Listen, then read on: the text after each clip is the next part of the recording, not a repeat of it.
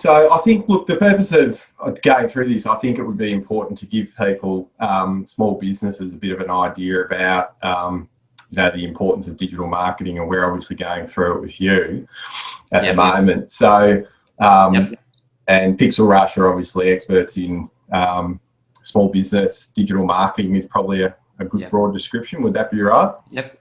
Yeah, definitely. So yeah, I thought, one of the first points, given our experience with it in using your services and being business accountants and seeing so many small business clients, would be to sort of just talk about briefly the importance of using a digital marketing strategy of some description in your business, so you can get some control on your sales. So tell us a little bit about like digital marketing in small business. Is it sort of increasingly something you're seeing people doing?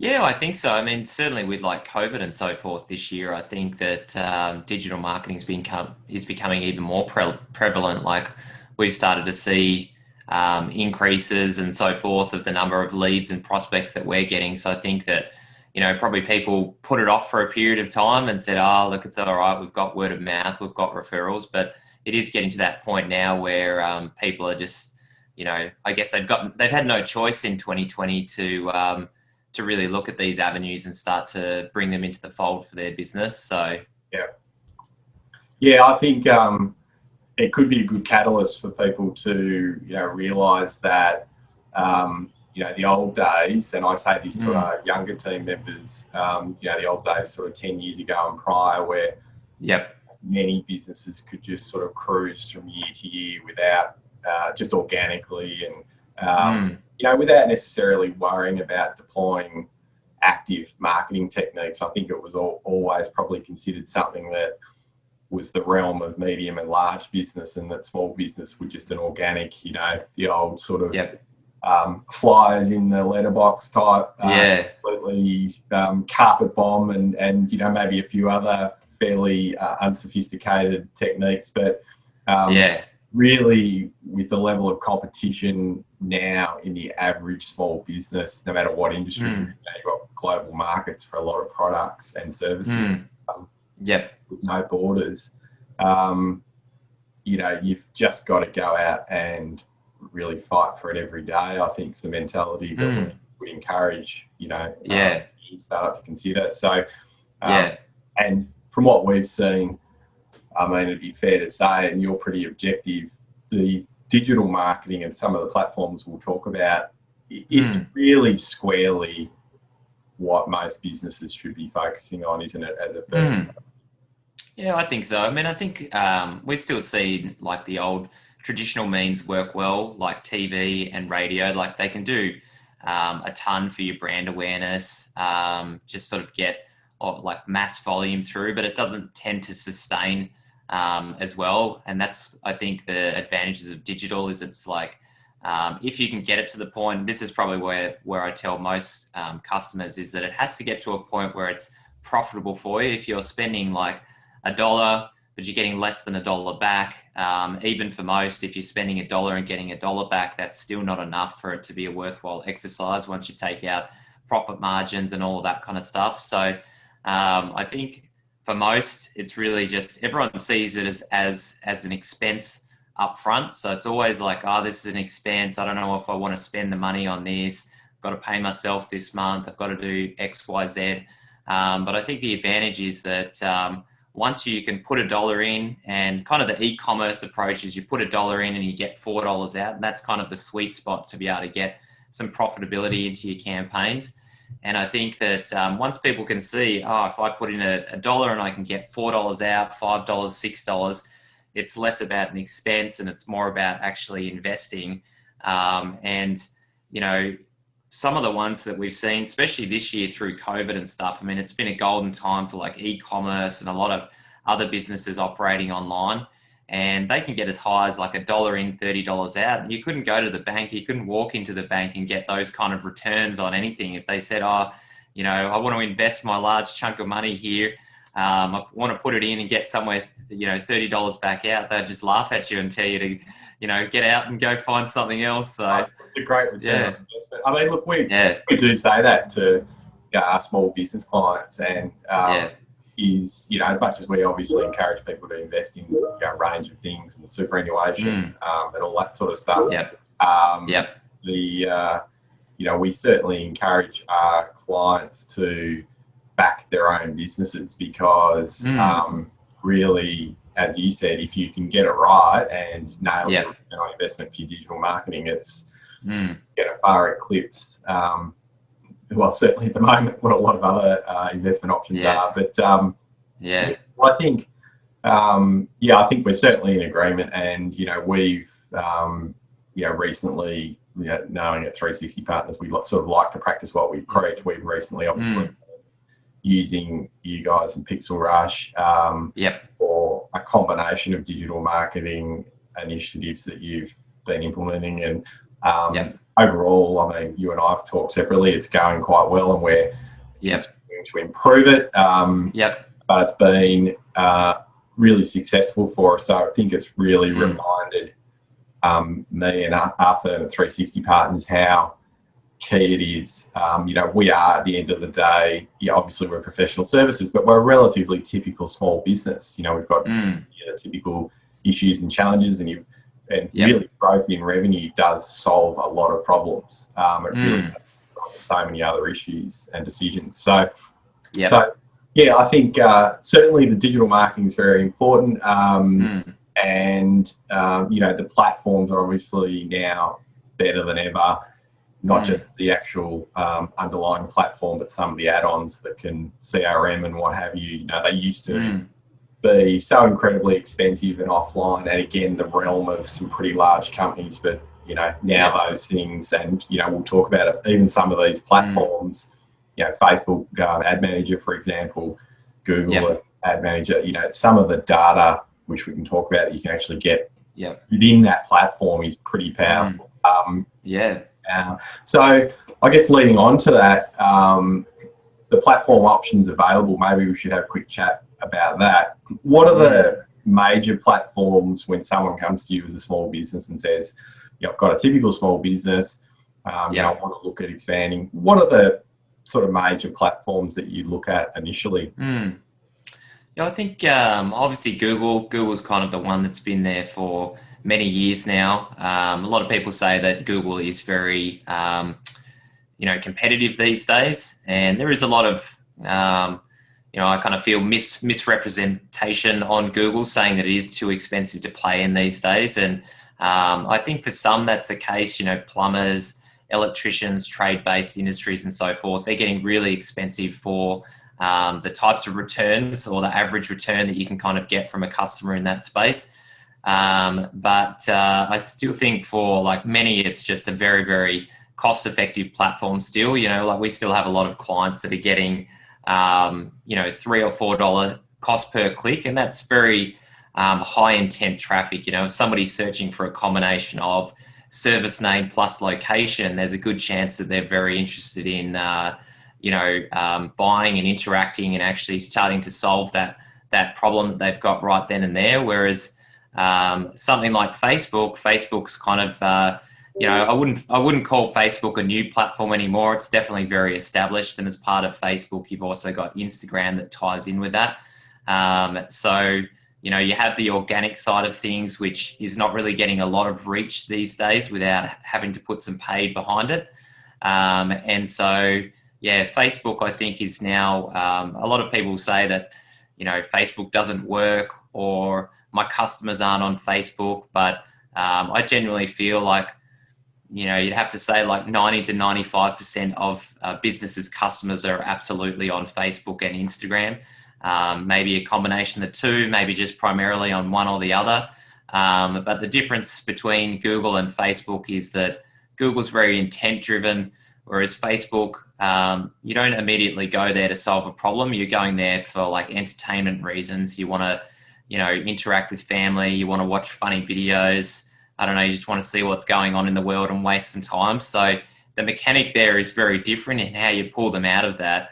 And I know that's something that you've experienced as well, James, in terms of like the multiple touch point journeys and things like that. So maybe that's something that you want to discuss in terms of your experiences there. But certainly those multiple touch points and kind of getting the first touch and then getting those subsequent touch points tends to be what drives the overall result on those platforms. So, I think that's definitely right. That's definitely been our experience. I mean, look, professional services and accounting and tax advisory, obviously every product and service is different, but I think the fundamental new world we live in, so this I think apply across a lot of things, is selling, developing, I guess, leads and clients. It's more of a nurturing process than the whole day of, hey, I've got something that I think you should buy, and here's the magic price, and today only, and get on board. You know, really that old hard selling technique across the board for anything. I think people in the modern world we live in, you know, the amount of information available to them, you know, people have become, I think, probably quite rightly, relatively careful and cynical with how they make these decisions. So, combination of all those factors mean that, you know, really we don't advocate selling. I'd say that actually for any business in some respects. You can call it whatever you like behind closed doors, but I think for us it's about like just building relationships and delivering some content which demonstrates what we do and how well we do it, and hopefully provides a bit of value to people. And at the end of the day, after them seeing a sequence of that information, they'll make their own decision and comparison about, hey, what am I getting from my existing supplier or, you know, accountant or whatever, versus what am I seeing online every week, you know, from these other providers or 360 partners. And over time, and eventually they sort of feel like they develop an understanding of how we operate, and then they, you know, it goes from there, and it's been successful. I think, you know, you pointed out pre-COVID to us, and we were quite lucky that back in January you said, look, I really, you know, think you guys should try using this nurturing Facebook approach and video content, which we were completely unfamiliar with, obviously. You mentioned you'd used it successfully and others were, and that it was good for this really demonstrating rather than just print content, which is very one-dimensional. And we obviously, as you know, we started dabbling in that, and fortunately we're ready and sort of quasi-experienced by March COVID time. And then with your help, we were able to use that really effectively. And and without a doubt, that form of building clients for us, nurturing them with good, valuable content without any, you know, high pressure selling or anything like that. That's it, And as you know, we've obviously more recently been testing with Google Ads, and as you said, it's a different type of, you know, again, speaking from our experience, it's a different type of, I guess, advertising. It is people that are actively looking for a solution at that time, and so I think you are going to get a different type, certainly in business, a different type of person that's in that situation. But yeah, you can help all these people. So I think you know, Facebook's probably more problem aware, solution aware. I mean, you think about how many problems we've all got in terms of you know, things that we need to do in our business, or, you know, you've got to get the car serviced, or you know that you need a pest control or something like this. You know, there's hundreds of different things we've probably got on our list that we need to do, and I guess that's probably the angle that you're going in with Facebook. You know, those people that they're aware they've got a problem, but they're not actively searching for it. So you tend to have a much bigger bucket. Like, it's a much bigger bucket that you're advertising to on Facebook, whereas Google, you tend to go for that red hot stuff, people that are just actively want to solve it right then and there. So, so it is very different, but if you get the mechanics right on Facebook, you know, you can get some very big prospects, you know, into your inbox just by really acknowledging whatever that problem is, and sort of leading them towards a solution, or, like you said, sort of not hard selling them, and just basically providing them with you know, an overview of how you can go about solving these kind of problems. So Yeah, it's very effective. Yeah. So, I mean, it's probably good when we've talked about those platforms and their merits. I think one Yep. thing that's helpful to convey to people as well is just how far you can take this dabbling, or a Yep. comprehensive approach in digital marketing for a small business. Yeah. And Yep. you've really, and particularly again recently, made that quite clear to us at 360 Yep. Partners. We've in many ways started our journey in digital marketing with really solid success, which we're very happy about. We've invested X amount.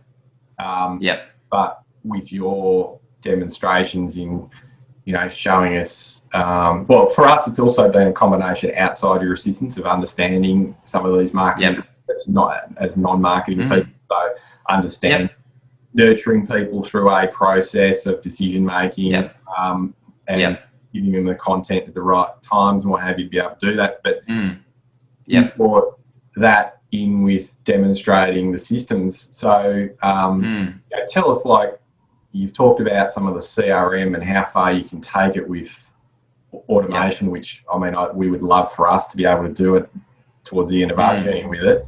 How far can you take this stuff? Like, what are we talking? What you can dabble, or you can go the pretty strict ebooks? Yeah, well, I think with especially like Google's a little bit simpler to get into, because you've just got to come up with some text adverts. Generally have like a high converting website or a landing page. Those are kind of the mechanics. You don't, certainly at least with the search ads, you don't use a lot of ebooks and things like that. You still see a few people use them here or there, but it's a bit more just send it to a very targeted, kind of hard sell landing page, and that traffic tends to convert very well. With Facebook, though, you can certainly try the hard sell approach, and it's not to say that it doesn't work, but then you can also go that nurturing approach as well. So you might start off with like an ebook or a webinar or some sort of, if you provide me with an email address, I'll provide you with a huge amount of value up front. And it's that value component that's building the trust there. Like we spoke about video, if I can get somebody on video for like an hour or 2 hours of their time, then that's building trust. That's staring James in the whites of the eyes, so to speak. And that's really important as part of a digital relationship, I suppose, is to start building that trust. So that's where they can go through a webinar. As part of that, they could go into a CRM. They could go through some kind of email sequence. And again, each of those emails is kind of building on that trust, maybe introducing case studies and results, but continuing to sort of, flesh into the micro points, trying to change those micro decisions in their head that lead them towards saying, yeah, I need to contact 360 Partners because these are the exact things that I need, and James has explained that to me.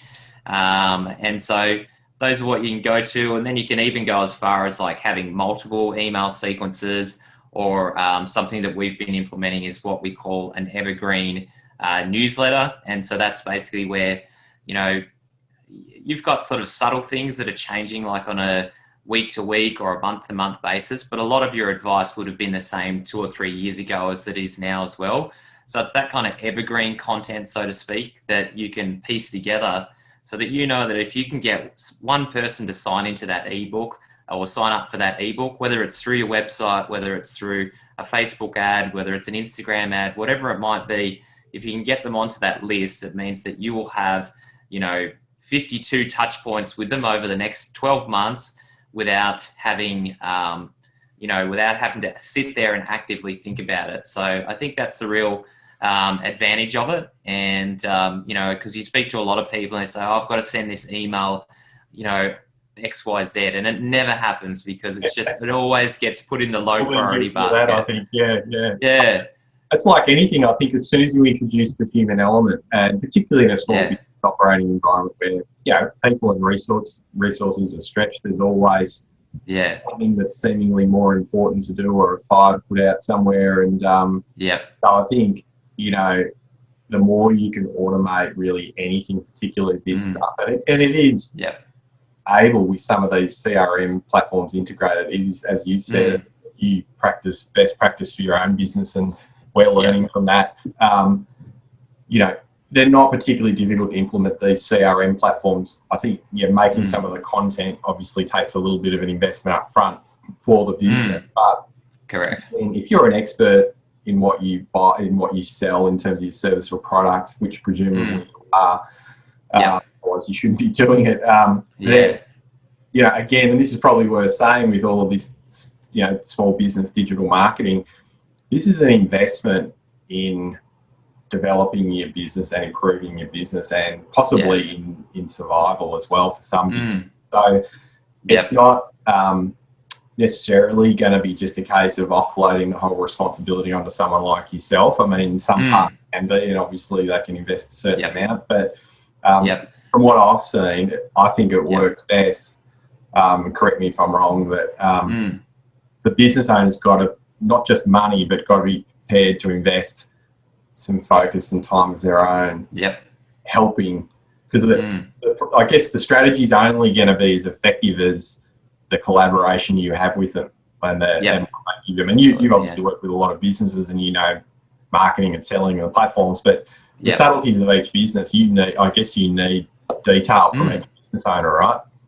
Yeah, 100%. I mean, I'll take it back to the flying solo days, James. Like, we wouldn't be having this conversation now if I hadn't have read one of your posts on flying solo. And at the time, I was with an accountant or a tax accountant. I didn't feel like I was getting the attention that I felt I needed to get my business to the next steps as well. And, I think you've always been provided very informative upfront content. And it's very easy to see that, okay, James really knows what he's talking about in this space. And so that's where, it just has that flow-on effect. So if you don't have that value and experience, let's say I tried to go on to that forum and replicate the same thing that you did, it would just come across as gibberish or there are plenty of qualified comments there, but do it, I guess, you're right. I mean, it shines through, that experience and advice and value that's come from just being in the trenches for so long and actually practicing your craft and all that kind of stuff. I think it's the same in my industry. It's the same in your industry. It cuts through so much more easily when you have that value. And so if we try to move forward, but we don't have that value component, and this can happen a lot with organic and blog posts and things like this. There's so many people out there saying I'm an article writer, I'm an SEO writer, I'm this, I'm that. But if you don't get that kind of core value experience within each of those pieces that you're putting onto the site, you might get a lot of traffic, but it's not going to convert, because it's a bit like when you go to a conference or some sort of training event. There's normally 2 or 3 key takeaways that you come away and say, look, over the 8 hours, I had those 2 or 3 takeaways that are they've just changed my mindset completely, that I can now go away and do something else or action something new in my business. So I think with everything, it kind of has to be, what's that real key takeaway here that, somebody's just, a light bulb's going to go off in their head when they read that content and say, oh, wow, I never thought about it like that. I think if you've got that in your content and in your marketing, then you're definitely on the right track. So no, that's excellent. And I mean, so we talked about how far you can take it with automation, and you start small, but obviously you can create a whole digital marketing system within your business, and we're trying to head that way. I really advocate that now. Tell us a little bit about, I mean, obviously without giving too much away about individual clients, because some of that's obviously confidential, but the impact for small businesses, and I think this is important for people to understand, that you can make with even starting this process with someone like yourself. Tell us about some of the examples you've seen. It can really change a business. Oh, absolutely. I mean, this year was just a great example. I do think that this year is almost like a golden era for e-commerce in a lot of ways, especially back in March when it hit, when COVID hit and so forth.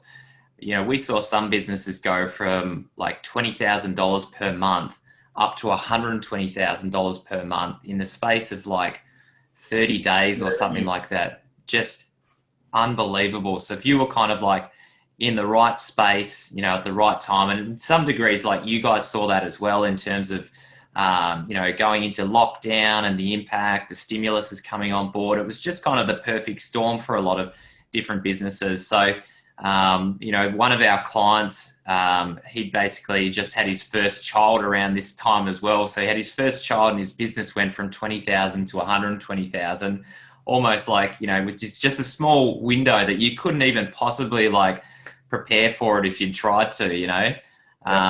So that's a great example. And then, you know, I think, you know, there's just so many other examples here where it's just a lot of businesses there just reliant, even for myself, I was very reliant on word of mouth for a while, even being a digital marketing agency and so forth. It's just that, you know, the business goals and so forth have changed as I've sort of grown, as I've got older, things have changed. But you know, I remember months where you'd have a really great month. You'd say, oh, awesome, things are moving forward. And then the next month it would yo-yo and like you'd be back down to like lower levels. And, you know, from a point of hiring people and scaling up and really just like, you know, one I think is like having a consistent pay for yourself as a business owner, because I think a lot of people struggle with that.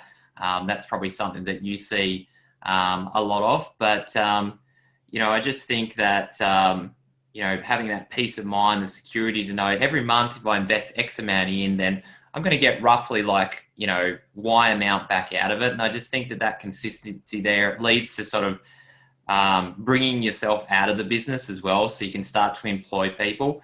Even for a while, I thought, yeah, it's all good. You can do it all yourself. But after a while, like, you know, you can only get so far with that approach. And that's where I think word of mouth and referrals, as great as they are, they don't support you to be able to get yourself out of the business and actually run the business rather than sort of being in it every single day. So that's where I really think that marketing is just a great step. I just don't think that word of mouth on its own is enough these days. So yeah, I think I would agree with that. I mean, and you know, having been in our industry for 25 years, I certainly think that, you know, referrals and organic were a more prominent form of growth in your business years ago. But I've seen that change. I think the generations are changing a little. The way that I'll say younger people or generations coming through, the way they make decisions about providers for anything is very different. They don't necessarily go and ask friends or older relatives or anything, hey, what you know, someone. I think they rightly do a lot of their own research, and there's some much more sophisticated techniques that they like using to check people's review rankings and all sorts of things. But you know, I can also talk from our experience in using you guys, Pixelrush. You know, in the last 6 months, it's been, I mean, I'll probably go so far as to say a bit of a game changer for us in that, one, yes, we've made some pretty good inroads already, but I think what it's done as well is really highlight to us that we have to go down this road. So whereas before we were like, yeah, we'll do it for a while and we'll see what happens maybe or whatever, that really confirmed in our mind that not just continuing with what we're doing, but dramatically improving it. And, you know, saying this in our team's meeting the other day, actually building like a marketing system, even for a small firm like us, but building a marketing system with these various things you've talked about and automations over the next few years. We're not going to try and do it overnight because it's too much to do, and I think it's unrealistic. We're going to, you know, give ourselves, work towards it, so that, you know, our end goal in a couple of years, let's say from now, is to have a really robust digital marketing system that's got a lot of automation, that's got you guys helping deploy the latest and greatest that these platforms have. I mean, that's one thing I think we'll get to. Probably a good way to move on to the next point is where people go wrong. And I'm going to share my experience on this first, because I think go for it. We've made mistakes, as in my firm and us, in well, many things, I guess, over the years, but you know, in digital marketing and in this space, I think probably like a lot of things. I think certainly in the case of Google, I think there's a lot of cynicism out there, because, you know, for a long time, I'm not sure if it's as prominent now, but for a long time, you know, there were a lot of sharks trying to sell AdWords and that sort of stuff. I think it's caused some trust issues. We obviously overlooked that. We've worked with you for a long time, so that trust was there, but still what it's really showing me and us is Mm. that saying you don't know what you don't know. And, you know, we see it in our profession. People look at what we do and it's, you know, many intangible elements and it's hard for them to comprehend. So I guess they often question, geez, what am I getting? What, you know, explain it to me. It can be difficult. But I think where people go wrong with digital marketing is they sometimes assume that it's not going to work. They assume that it's too expensive. They assume, I think the biggest error is that they can do it all themselves. Because yes, you can log into Facebook, boost a post pretty easily. You can definitely set up an AdWords Google account and set up a pretty rudimentary advertising. Yes, those platforms have got some great tutorials, but even then, it's probably like becoming a professional accountant. Quite seriously, you're only ever going to scratch the surface if you're, you know, relatively new to it as a small business. You're only ever going to scratch the surface and get, well, I don't know, maybe 10, 20% out of these platforms, particularly if you don't know some of the overarching digital marketing principles that sit behind it. Those platforms won't necessarily tell you about. And then also, Facebook are not going to recommend that you go and complement it with a Google Ads campaign, and Google are probably not going to recommend that you go. Going back. You need to be agnostic like you are and say, right, we know how to use several platforms. Sometimes you use them together, sometimes you don't. But, you know, you can have that objectivity. So I think for me, where do people go wrong? Speaking from my experience, it's you don't know what you don't know. And there's a lot more to this that you can do than meets the eye. I mean, do you think that's probably what you see? Yeah, absolutely. I mean, I think, like you said, because of the sharks and the negative reputation that our industry has acquired over the years, I think it's actually really good for customers or businesses to know enough about the platforms, to know like the general mechanics, how it works and so forth. That way, like you can't get hoodwinked, so to speak, you know, someone can't tell you one thing and you just sort of sit there like confused to say whether you don't really know if that's the truth or not. You don't even know if that's what they're doing or they're not doing. So I think having that ability to not get hoodwinked is really good. And I certainly think that anybody out there can learn this stuff. There's no doubt about that. And you can self-teach yourself as well without expensive courses and stuff. But it does take time. Like I always tell, we do a lot of coaching as well for like other agency owners and stuff, especially around the Google Ads area. And I coach these guys and I tell them, like, I can tell you everything. You can go through my course 10 different times. But the minute you sit down in front of that console and actually try to transition, like, all the examples and so forth I've given to you into some sort of actionable strategy for your own business or for a client's business, it's just a completely different cup of tea at that point, you know? And so that's where you've had all the training. I think if you've done it yourself, then yeah, you can absolutely get in there and turn these things on. And I remember when I first did Google Ads, I was like, yeah, I'm awesome. How good am I? Like, check this out. I can set this up and I'll do this. And I think the first time I did it, I spent something like $3,000 and I got one lead out of it, which was great. And I ended up converting that lead, but I only converted them for $3,000. So I basically like did this entire website build at the time. And, you know, I may as well have sat at home and had a cup of coffee and watched some TV or something instead. So it's, you know, there's, and that was kind of for me, the whole fueling point is like, I don't want to get to this point again where I've spent money and just feel like I've just worked to pay for my advertising. It's just not the way that you don't want to create busy work. You want to create profitable work. And that's where I think like an agency or somebody that's just spent a lot of time on that platform, if you think about it like the 10,000 hour analogy, I don't necessarily think that you need 10,000 hours to master something or anything like that. But if you look at, say, an artist when they first start drawing, they're going to be like a squiggly line and, you know, the eye's going to be a bit crooked, perspective's going to be off.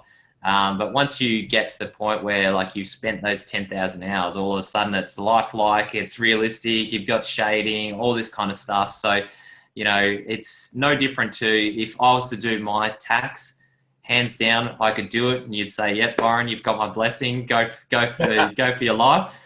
come back to me in a month's time. I'll tell you all the things you missed and how much money I could have saved you if you'd actually done it with my experience. So yeah, again, like, not saying that you can't do it on your own, but certainly helps if you've got someone there that's got that experience, knows the sort of nuances of that particular platform as well. So yeah. I think that's a good summary, and I think and again, a final point, I guess it's probably worth pointing out the difference that you have at Pixelrush, and I can say this quite objectively because we pay to use your services, and there's no spare business. I mean, you use our services.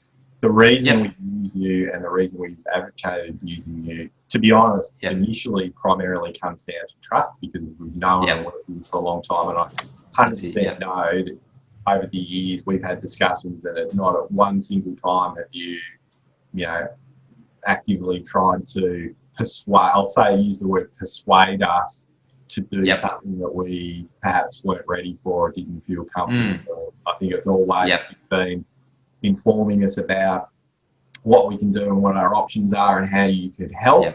But there's been none of that sort of pressure at any point, and that's I think. And the other thing, obviously, we've seen over time is your expertise is really second to none. So those two things combined, I think, with any service provider, about all you could ask for is trust and expertise. I mean, are there any other factors that sort of nail where Pixelrush is at?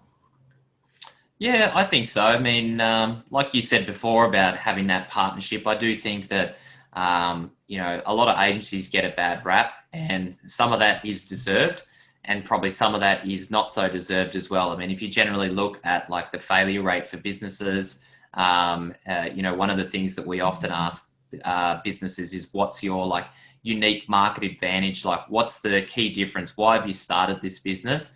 And why do you think it's any different to another 10 different businesses out there offering the same thing? And so I think kind of like your offer is a real key part of it as well. Like, you've got to have an offer there that, people are very much like interested in. They feel like this is kind of a standout. It's a bit like, Uber and taxis and all this sort of stuff. Uber came around, they offered something different to the way that we looked at that transport industry, So, and that's not to say you've got to be the next Mark Zuckerberg or anything like that. It's just that, some businesses you can really hone into, and they can just reel it off in terms of like exactly where their market advantage is, what's their difference, and all that kind of stuff. So I think that combined with that marketing kung fu, having that experience there with a really strong offer, that stuff combined tends to be what gets the best results. So, excellent. Well, look, I think that sums up certainly what the way we view Pixelrush and your services, and we're enjoying using them. So I think, look, hopefully that's been, thanks for that, Byron. Hopefully in this video, the intention was to really have something brief that we could release to our clients and other people through our outlets to give them a bit of an idea objectively of digital marketing for small business. And, I really do believe, there's no better time for people to start looking at this, start evaluating what the return on investment needs to be, so that they're not going backwards. As you said, there's no point just throwing money endlessly at it. There's got to be data driven. And the great thing about these platforms is they're so measurable compared to traditional marketing techniques. So, and you show me some of the data that you get out of these platforms that really tells us so much information, and that allows you to figure out whether it's the economics stack up. So it's very helpful. But look, I appreciate that, Byron, and those contributions. And thanks for your time. And we'll see you next time. Yep, appreciate it, James. Thanks for having me on, and I'll speak to you soon. Cheers.